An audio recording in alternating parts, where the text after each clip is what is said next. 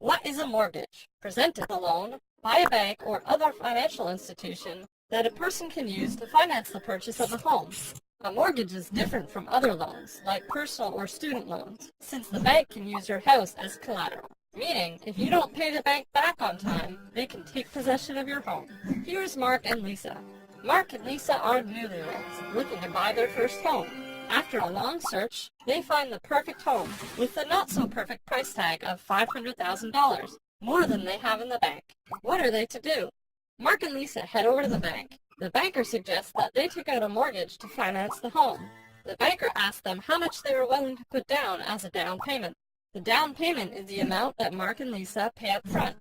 Usually, a down payment needs to be at least around 20% of the price of the home, but this amount varies from bank to bank.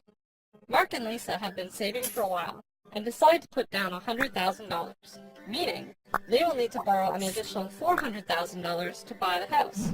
The banker reviews Mark and Lisa's credit reports and income statement and grants them a $400,000 mortgage at a fixed rate of 5% with a 5-year term and a 40-year amortization period. That means Mark and Lisa must pay a 5% interest rate to the bank per year. The fixed 5-year term means Mark and Lisa are locked into this rate for 5 years, regardless of whether the interest rates go up or down. Conversely, they could have taken a variable or floating rate, which goes up and down with the interest rates. Fixed rates are considered to be the safer choice, but are often a little more expensive than variable rates. The amortization period is the length of time Mark and Lisa will take to pay off the loan and own their home entirely. So, with monthly interest and principal payments, they will be the sole owners of their home in 40 years. The advantages to taking a mortgage should be pretty clear. Instead of putting money into a landlord's pockets by paying rent, every time they make a mortgage payment, they own a little more of their home. Currently, the house is split between equity, what Mark and Lisa own, and debt, what the bank owns. Every time they make a payment, they turn some of their debt into equity. Also, Mark and Lisa could make a nice profit if the value of their home appreciates.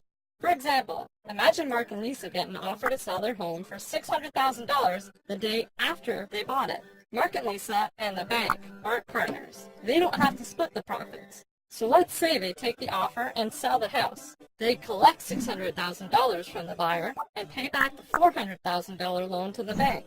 Just like that, they doubled their $100,000 investment. To learn more about mortgages and other personal finance topics, head over to wallstreetsurvivor.com.